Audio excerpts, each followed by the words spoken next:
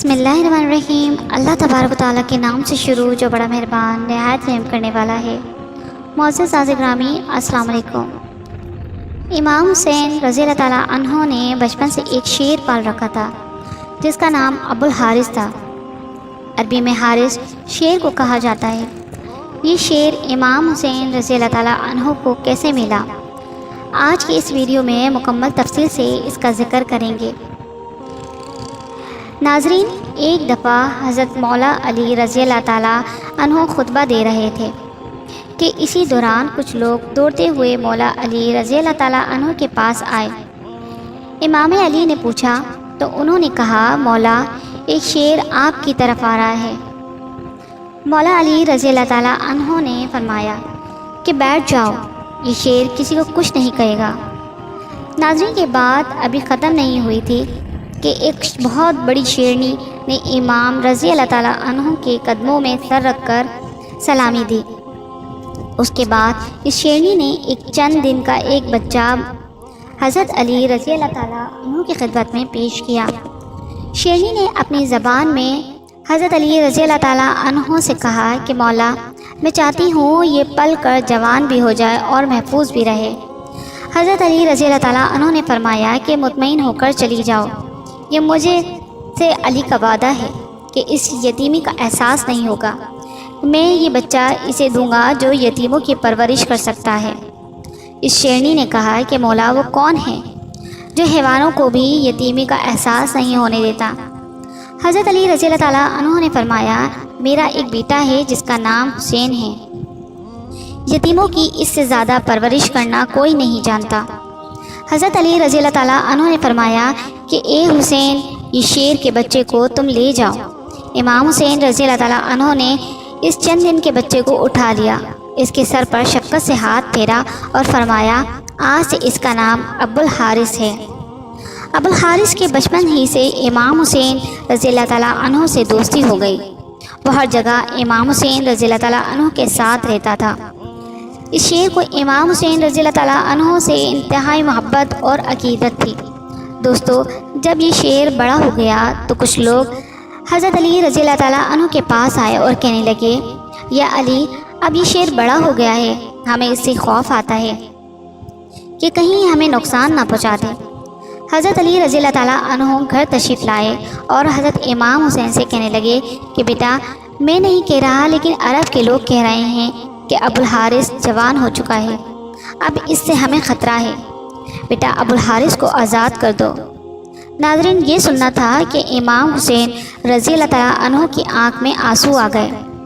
حضرت علی رضی اللہ تعالیٰ عنہ کو دیکھ کر مسکرائے اور اپنے بابا کی گردن میں پیار سے باہیں ڈال کر مسکرا کر کہا، جی بابا جان، جیسے آپ کا حکم ہے۔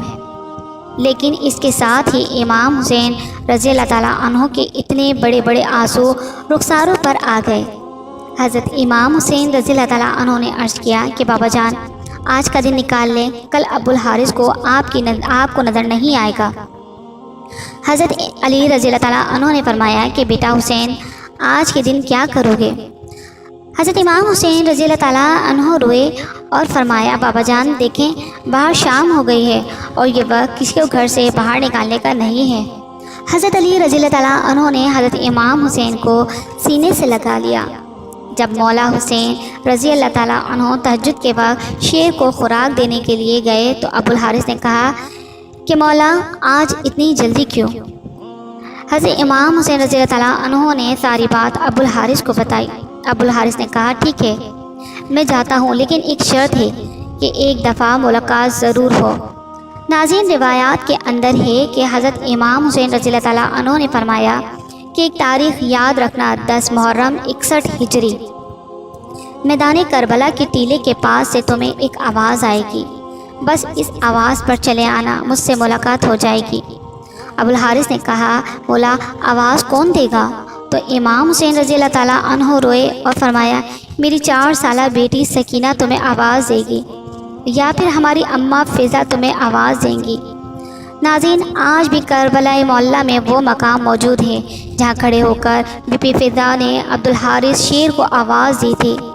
دوستو، امام حسین رضی اللہ تعالیٰ عنہ نے جب ابو الحارث کو آزاد کیا تو انہوں نے فرمایا کہ ابوالحارث تم ملک عراق میں چلے جاؤ، وہاں پر نینوا کا ایک جنگل ہے، اس جنگل کا بادشاہ شیر مر چکا ہے، تم وہاں چلے جاؤ اور وہاں جا کر بادشاہی کرو۔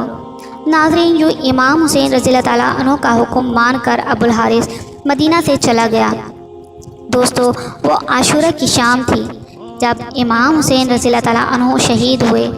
تو امام کی شہادت کے بعد عمر بن سعد ذوالنورین کا حکم تھا کہ حضرت امام حسین رضی اللہ تعالیٰ عنہ کی لاش پر گھوڑے دوڑائے جائیں اور لاش مبارک کو پامال کر دیا جائے۔ یہ بات سن کر اہل حرم میں قیامت برپا ہو گئی۔ جیسے ہی افواج یزید کے اندر یہ اعلان ہوا تو بی بی فضا، بی بی زینب خاتون سلام علیہ کے پاس آئیں اور کہنے لگیں کہ اے میری پاک سیدنا، رسول خدا صلی اللہ علیہ وسلم کی ایک صحابی تھے جو سمندر میں سفر کر رہے تھے کہ کشتی ٹوٹ گئی تو وہ ایک لکڑی کے تختے کے سہارے لے کر ایک جزیرے میں پہنچے۔ اس ویران جزیرے میں اس نے ایک شیر کو دیکھا۔ وہ شخص شیر کو کہنے لگا، مجھے اذیت مت دینا، میں رسول خدا صلی اللہ علیہ وسلم کا غلام ہوں۔ تو اس شیر نے جیسے ہی صحابی کی بات سنی تو اسے مارنے کے بجائے اسے صحیح راستے پر لے گیا۔ بی بی فضا نے فرمایا کہ اے میری پاک سیدنا، اس علاقے میں بھی ایک شیر رہتا ہے، آپ مجھے اجازت دیجیے، میں اس شیر کے پاس جا کر اسے بلاتی ہوں اور ظالموں کے ارادے سے اسے آگاہ کرتی ہوں۔ جناب فضا جنگل کی طرف گئیں۔ انہوں نے ابوالحارث کے کہا شیر کو صدا دی۔ جیسے ہی بی بی فضا کی آواز بلند ہوئی تو شیر چند ہی ساتوں میں ان کے پاس آ گیا۔ بی بی فضا نے فرمایا، اے ابوالحارث، کیا تجھے معلوم ہے کہ یہ ظالم امام حسین رضی اللہ تعالیٰ عنہ کے جسم اطہر کو پامال کرنا چاہتے ہیں، اور لاش کو پامال کرنے کے بعد یہ گھوڑوں کی ٹاپوں سے ان کی لاش کو ناقابل شناخت بنانا چاہتے ہیں۔ یہ سن کر شیر ابوالحارث بی بی فضا کے ساتھ آ گیا اور مقتل میں پہنچ کر امام حسین رضی اللہ تعالیٰ عنہ کی لاش کے پاس بیٹھ گیا۔ ناظرین، مقتل کی کتابوں میں ہے کہ اس شیر ابوالحارث نے خون امام حسین رضی اللہ تعالیٰ عنہ سے پیشانی رنگی اور روتا رہا۔ جب کوفی لوگ گھوڑے پر سوار ہو کر امام حسین رضی اللہ تعالیٰ عنہ کی لاش کو پامال کرنے کے لیے آئے تو دیکھا ایک شیر موجود ہے۔ گھوڑے وہاں نہ ٹھہر سکے اور بے قابو ہو کر بھاگ گئے۔ سواروں نے بھی پلٹ کر نہ دیکھا۔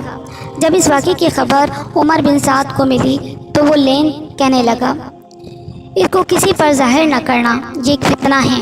ناظرین، جناب فضا سلام علیہ نے شیر کے آنے کی خبر جناب سیدہ زینب پاک سلام علیہ کو سنائی تو اس طرح لاش اطہر پامال ہونے سے محفوظ رہی۔